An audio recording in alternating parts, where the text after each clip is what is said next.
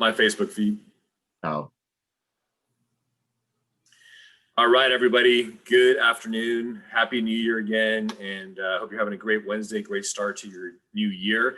As I told you last time, we really want to be able to add a lot more value to everybody this year. And I'm bringing industry professionals and experts, if you will, just to add value, to share a little bit of their stories, to be relatable, and hopefully give you some guidance and maybe provide some resources. And in this installment, I'm blessed to be interviewing Kirk Hoffman. He's a high-level branch manager for Berkshire Hathaway in Studio City, and his career is pretty expansive. I'll let him talk about it.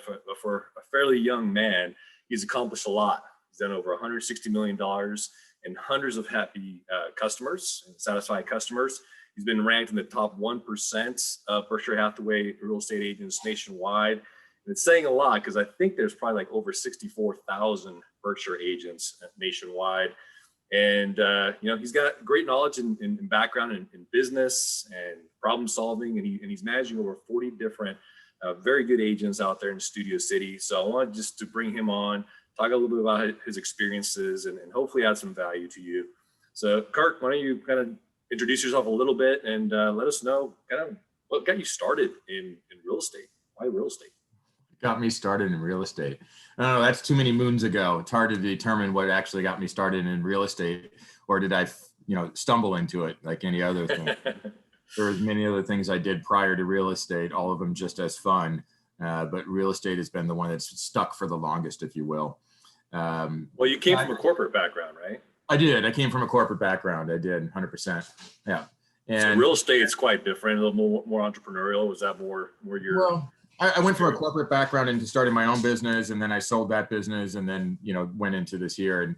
And real estate is nothing different than owning your own business. That's ultimately what you're doing. What agents have to do is wrap their brain around that in that first year, right?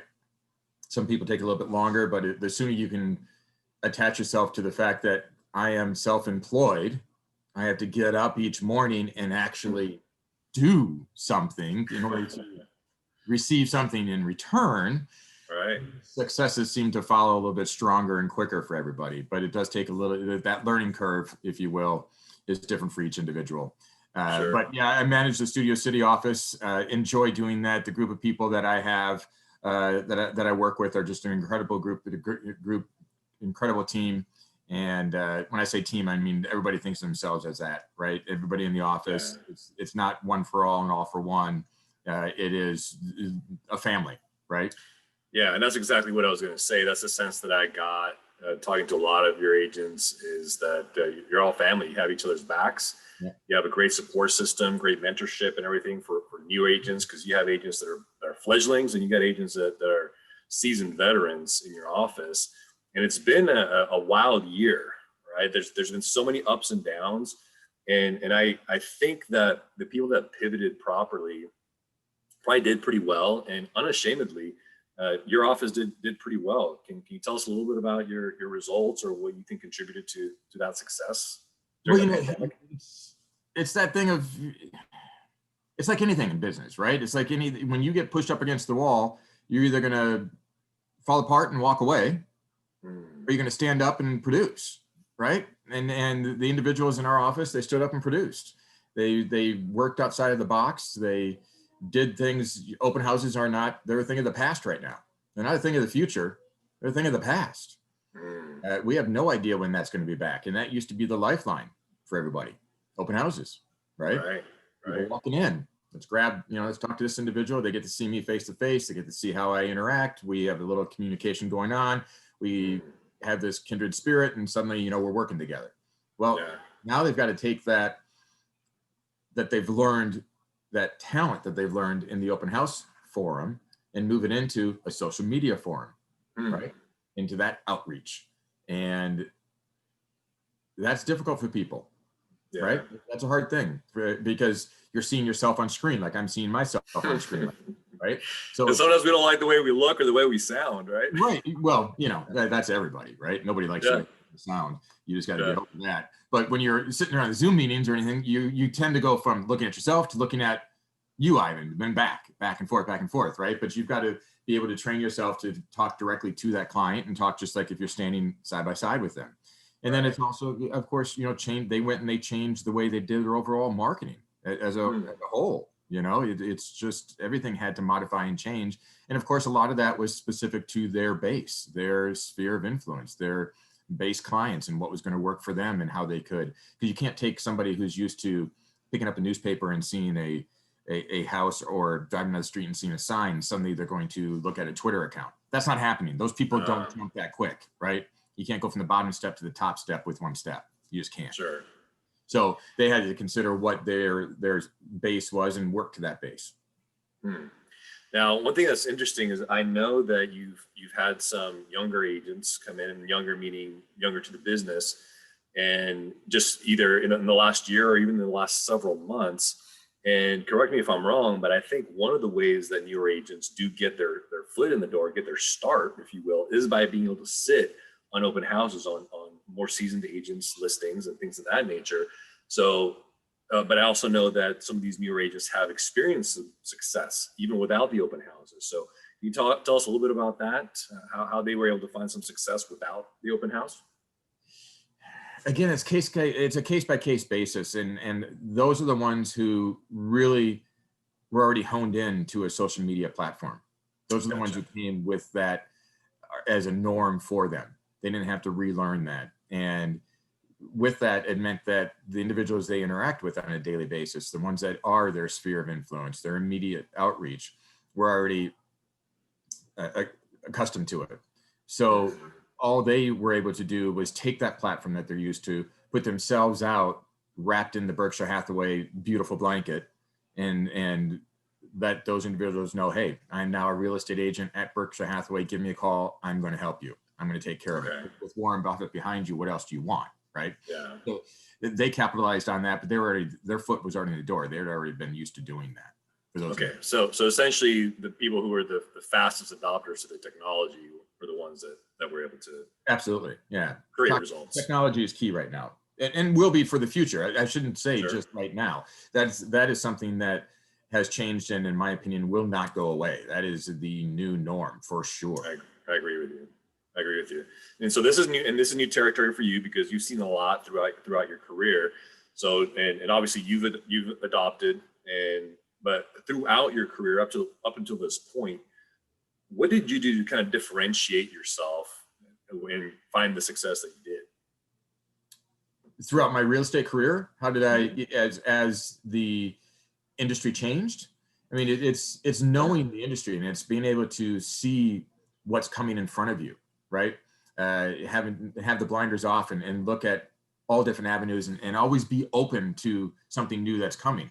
So I think the number one thing that's fed my success is not only the follow-up and staying in contact with the other clients, but you always have to be your best self when you're dealing. I don't care what the sale is, what type of sale it is, how difficult the sale is, just be your best self because that will resonate. And that ripple effect will come back tenfold to you when they go to talk to their friends and say, you've got to call this agent here. This is the person you have to call because they were consistently on it. They consistently did what was needed to be done. They never lost their cool. They guided me through it. They kept me in a great frame of mind and made it as enjoyable as possible. This is the one to get it done. And the knowledge base is there. And that's the other thing, agents, the successful agents are not the ones who are always there with the answer. They're not. The successful agents are the ones who go, you know what? That's a great question. Give me a day or so. Let me look into that. I'll get back to you with an answer. They don't make something up on the spot. That makes you look, well, you can fill in the blank. Yeah, it can make you a lot of different things. So I mean, really, right? The takeaway I'm getting here is transparency and it's being genuine and being able to put in the work that's needed and of course just be transparent. Like if you're a new agent, don't pretend like you're seasoned and you know everything. Right? I think people will appreciate, hey, you know what? I'm learning and I really appreciate your business. I'm going to work super hard for you. And then you learn the process along the way. And I think that helps build trust with people. Absolutely. Even if you're not the most seasoned person. So that's right. And look, the successful agents, what they do is when they're looking at it and they go, okay, what's working right now is you've got to do the door hangers, the door knocking, the flyers. You've got to do, there is the tried and true that always works, but that's not, the tried and true doesn't work today. That was before. But again, it's making those transitions. It's making those jumps in order to stay successful. And that's the number one thing I think when it comes to staying successful is to know those new things that are coming out, get to know them really well, and then use them, right? Okay. So if you are a newer agent, go learn from or see what more seasoned agents do that's creating success. And if you've been in the industry a long time and you haven't adopted those new things, maybe you even need to look a little bit backwards to somebody younger than you who has made more adaptation to some of the technology, right? Look, there's a reason why it's called a couch potato, right? If you sit there on the couch, nothing's going to happen for you, right? So that's the other thing. I've seen some really just great agents that got bogged down because they were stuck with focusing just on the technology and dove so deep into it, they forgot that the whole reason they're doing this is to get sales, to sell real estate, to help an individual find a first-time home, or to help an individual move from this state to another or this place to another. But if you just spend day after day after day just diving into technology and forgetting that you have to outreach to people, your focus is split and it's not where it's supposed to be. Yeah. Remember, the focus is to do real estate. So it's a matter of learning it, but using it, implementing it, and then can stay with the focus of getting that sale. So would it be fair to say that first and foremost, it's a relationship business and technology is good to help you foster those relationships, and don't forget about the relationship piece. Exactly.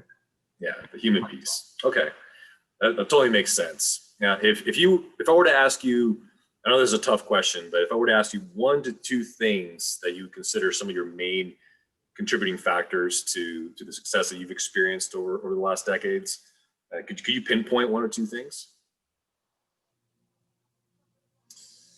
1 or 2 things that would attribute to my success.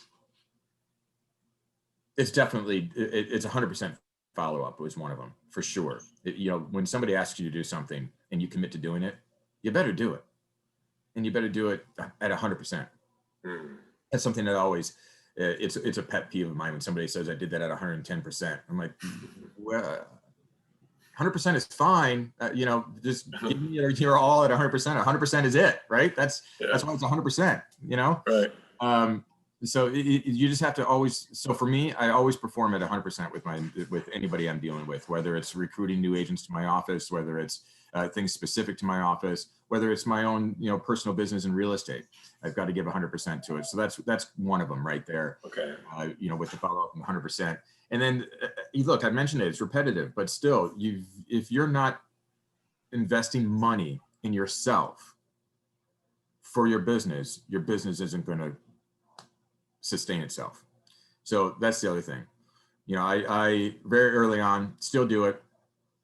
Business plan. I hold myself to a business plan. I redo my business plan every single year. I redo my business plan several times throughout the year. I'm always looking at my business plan. And things change. You have to have a business plan.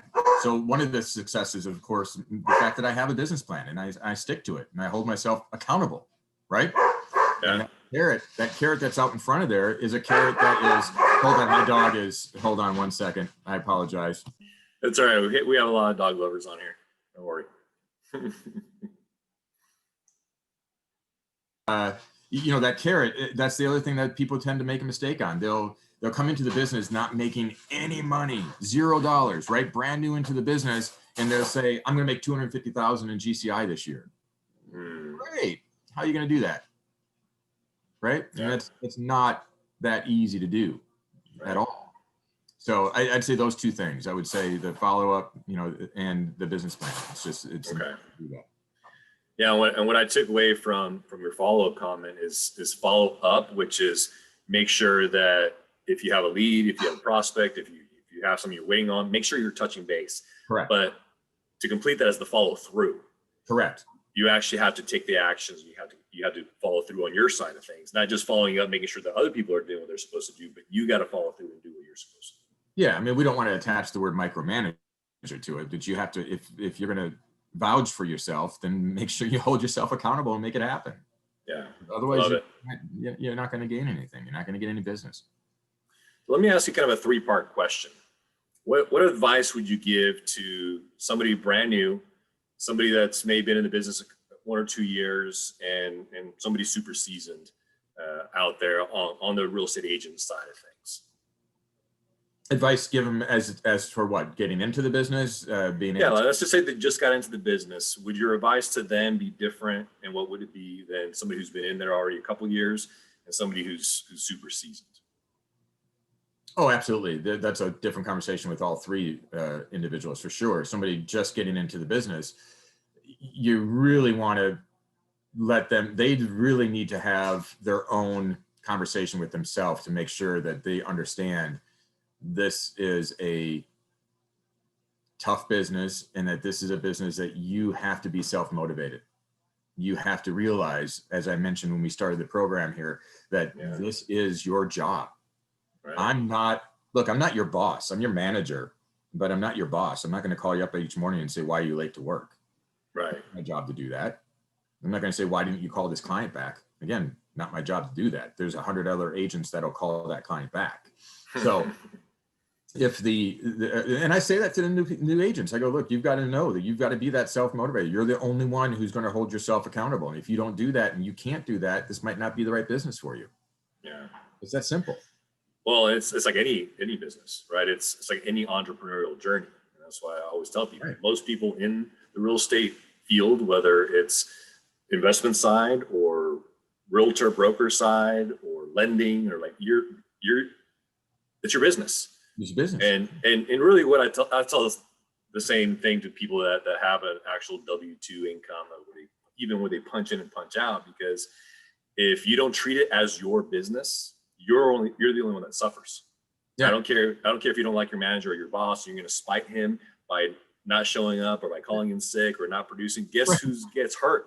It's not them who get hurt, because they can replace you easily. Yeah. You're the one that gets hurt because you're not going to advance in your promotions and your career. And by the way, your own self-esteem, self-worth, because eventually it does affect you. So I love it. And then for those individuals who are, let's say, they've been in it a couple of years, they're starting to make some good money, right? It's not taking your foot off the gas is my recommendation to them, because what happens easily is you'll get 2 years down the road, maybe 3.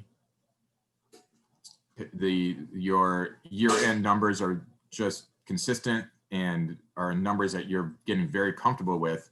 But when you get comfortable, you get complacent. Yeah. And then you have a tendency sometimes to fall back, right? And to not make it, because you stopped doing what you did when you first came up. You stopped being that consistent. You stopped having that follow-up. You stopped being as aggressive instead of doing, again, just going off of open houses. I know that they don't exist, but going off of that, instead of doing an open house every single Sunday, you went to doing one once a month, and suddenly your business went from, I don't know, 250,000 to 125,000. Well, it's because you only worked a quarter of the time. Yeah. Right. So that's, I think, one of the biggest things that happens to individuals who are 2-3 years down the road is, they start to get tired because they've been doing it so just, full force. They figure, okay, I need a little bit of a break, but they pull off too far. Right. Okay. They take the foot off the gas too far. So I caution everybody on that, to make sure that they do at least keep their foot on the gas at the same consistency that they're at. And then in order to get to that next level, you got to punch through. You got to go faster. You've got to do more. You've got to reach out more. You've got to follow up with the ones you've already met, the ones you're going to meet, and ask them. Here's the other thing that people don't do, because they're so afraid to do it. They're so afraid to call their clients and go, so how did I do? Do you have a critique for me? What would you ask me to do to improve? Nobody wants to hear that. So they don't call and ask, right? But if you don't call and ask, you don't know if there's something that you've done that they've just overlooked, that to them is just a little thing, but to somebody else is a big thing. But if they were to share it with you, you can modify that and become a better. You can grow. Right? But people don't do that. And then with that, the second question they don't do, and this is what I recommend to everybody, a couple of years into the business, is call and ask for those referrals. Ask for the business. Yeah. If you're not doing that, how are you getting into the other one? And then for somebody who's successful, I don't have much to say to them except, do you want to come over to my office? Because I'm ready for you. Right? It's that simple, because once you're successful, you've got this rhythm down. You're doing it consistently. You're looking at all the different angles. You're looking at everything else. And then it just comes down to, where am I going to feel comfortable? Where am I going to interact with the individuals? And that is so huge as well. The agent has to feel comfortable where they interact and who they're interacting with, because that is you're going to talk to those individuals 3, 4, 5, 8 times a day. If every time you talk to them, you're not feeling comfortable, it's going to reflect when you go to talk to your clients. Right? Yeah, absolutely. I picked up on a couple of things that really stood out to me. And one is a question on those things. Do you have certain KPIs or key performance indicators that you might go through with your agents who, especially the ones that maybe are struggling or are trying to get kicked off, and be like, look, these are the things that we're supposed to do that we know as an industry create results. Where are you at? And analyze those and jumpstart people back into those things. Absolutely. I mean, there was more so, again, pre-COVID, those platforms, those things. Now it is, nobody wants to sugarcoat it. It's not easy now. Well, the KPIs changed though. That's all.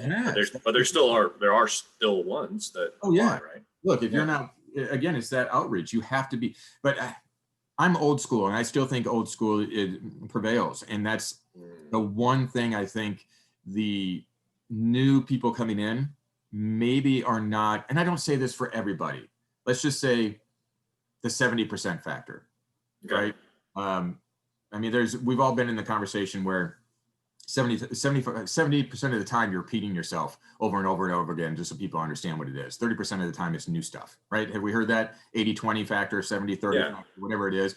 It's not about saying new things to new people. It's about saying the same things to new people. Right. Yeah. Right. So, the thing is, I got to tell you, I just lost my train of thought. So we were talking about the fact that the new KPIs. And being able to outreach to the different platforms, right? But if you're not consistent with doing that, I'm old school, and this is where people just don't tend to do it. Pick up the phone and call somebody. Oh, I texted the person, they didn't get back to me. I emailed the person, they didn't get back to me. Did you call them? Right. A phone call? What? Right. What you mean? Physically talk to somebody? Yes, that's what I'm saying. Pick up the phone. Crazy. Call somebody. Because you don't know, right? Like for me, I do everything. I will call, and if not, I'll text, and I'll leave a message when I call. Some people don't leave messages for some reason. I'll leave a message when I call. I'll text. I'll email. Sometimes I'll even go and track them down on social media. And because people communicate differently in different ways, and there literally are people that you call them, they don't answer, but you text them, they respond right away. Of course. Right? Because they don't want to answer the phone, they don't recognize the number, they just don't have time for you right now, whatever it is, but then they'll respond to a text message. It's the same way. Sometimes people don't want to text, but they'll answer the phone. Yeah. So you got to do everything. You have to do it all. And you have to pick up the phone and call them for sure. And you've got to do all of it. And if you're not comfortable doing all of it, then find something else to do. Yeah.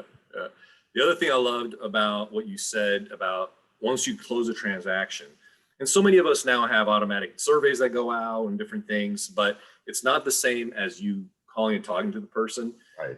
Because even if you feel everything went well, if something didn't stick right with a person, it'll sit with them. But if you give them the opportunity to actually explain it to you and be transparent with you and encourage them to actually give you feedback, because sometimes people are reluctant to do that too, right? Right. Constructive criticism. Yeah. Not only will they respect that, whatever they felt negative about will probably clear up because they got it out. And then it will set them up even better to now feel more comfortable to say, yes, of course you can count on me to give your name to somebody that I know needs to be represented by somebody, right? Or whatever it is. But you got to ask for the business, and I couldn't agree with you more. And people get a weird stigma around that too. And if you don't want to beg for business, it's like that's the mindset that needs to change in our industry in general. Is you're never begging for the business, and in fact, if you don't ask for it and let people know that you're there and can help them, you are depriving people of your services. And if you truly believe in what it is that you do and that you really do value your client, you're going to do what's best for them. You're going to work hard. You're going to differentiate yourself. You're going to treat them to a great experience. Why wouldn't you give somebody the opportunity to experience that? Of course. Right? And that's what people are doing by being reluctant to ask for the business. You're actually robbing people of a great opportunity. So 100%. But I love that setup that you did, because you're right. And that's a great takeaway for me too, because I always ask for the business, but I haven't been really conscious of like, hey, can you tell me if there's anything I could have done better? Yeah, that's it. It's that simple of a question. But here's the key with that. When you ask the question, you've got to be willing to hear the answer. That's right. And that's the biggest difference. You can listen to the answer, but did you hear it? Did you accept it? Yeah. Without becoming defensive. It's not about being defensive. It's about learning the perspective of that individual and how they interpreted what you did. Yeah. You can explain maybe in a very kind way after that, if the conversation leads you that way, but otherwise it's just a thank you so much for sharing that with me. That's all you've got to do as a response. But definitely don't become defensive, because then they're not going to answer that question ever again for you. Right. You have to welcome. You're going to be reluctant to ask it to somebody else. I mean, if we truly are in a relationship business, then what better way? It just made me think of like being vulnerable. I've done this a couple of times as a parent, and let me tell you, it's super scary as a parent. I've sat my girls down a few times over the years and just been like, look, you know that I do my best. I want to be the best dad that I can for you, and this and that. Is there anything that I do that you don't like, that you wish I didn't do? Or is there anything that I don't do that you wish I did more of or started doing? And it's pretty simple. It's, Dad, you don't give me enough money. So right. Fortunately, they haven't asked me for that yet. They haven't told me that's my failure, but you know, they both have been very gracious in their responses, and I think anybody, children included, appreciate the fact that you're willing to take the risk and ask that question. Exactly. Yeah. So that's great advice, Kirk. We're almost wrapping up here, guys, but any goals or expectations, kind of intentions for 2021? Close my door, put the hat, latch up the windows, bury myself in the corner of a bedroom. and somehow close millions of dollars in real estate, right? Yeah. No, you know what? 2021, it's hopefully everybody takes what they learned in 2020. Hopefully everybody reaches out to those individuals in their office, reaches out to their office managers. If their 2020 wasn't quite what they wanted it to be, reach out to them. Definitely speak to them to what they've seen out there as successes. Hear those answers and implement those answers would be my recommendation to everybody who's listening. And that goes and transfers from industry to industry. It's not just a real estate thing, right? It can be more. It's any industry. It's that. Be open to that, and know that 2021 is probably not going to be much different than 2020. So if you go into the mindset knowing that, and knowing that what you need to do is stand up, step out, make it happen. Do more. And more. 2021 will be really nice. But if you sit there and hide in the corner, well, that's what you're going to get. I agree with you. Now, any advice you would give a seller or a buyer about working with and selecting an agent or broker? Only call Berkshire Hathaway. Only call Studio City office. Personally, that's the best office to call. Only that one there. You don't want anybody else. No, look, if you have to sell, you have to buy. You have to sell, and you have to buy. It's just the way it is. Just do it carefully. Yeah. Make sure whatever agent you choose, whatever brokerage you choose, they're adhering to whatever the state and local rules are for COVID. Because you definitely want to make sure that you're not only being safe for yourself, but safe for those who come in, and make sure that the person who's standing in front of those individuals acting on your behalf are also adhering to those rules. So that would be my recommendation to anybody wanting to buy or sell. There's the other answers out there. There's no better time than today. Well, there's always no. Right. That's always going to be an answer, right? Right. If you buy and sell in the same market, you've bought and sold in the same market. You're even. It's great. Yeah. Do it. Yeah. You have the pleasure of buying in a up or selling in an up market and buying in a down market. Great, you've done good, but not everybody can wait 10 years. That's right. That's swing. right. Yeah. No, that's good advice. And anything that I should have asked you that I didn't ask you, Kirk? What I was going to have for dinner and when you're going to bring it over. Okay. So the cookies weren't enough, I take it. No, cookies weren't enough. No, you did great. It was fun. Hopefully everybody out there had a lot of fun. I hope everybody out there knows that this is just to be informative and hopefully help them propel themselves down a different path for 2021 that leads them with more dollars in their bank account, because that's what everybody wants. And, you know, that's once that's happening, everybody's doing good, you know, because you tend to buy more things and do this, that, the other, whatever, and it helps everybody in the industry all the way around. That's right. I agree. And I really appreciate you spending the time with me here, Kirk. And one thing that I'll let all of you all know, and one of the reasons that I'm bringing people like Kirk on here is because if we want to level up, we have to surround ourselves with people who are at a higher level than us, who maybe have accomplished certain things more than us, maybe not necessarily in the same industry, right? But anybody that has experienced a level of success in what it is that they do, there are things and habits and things that they put in place that we can all learn from.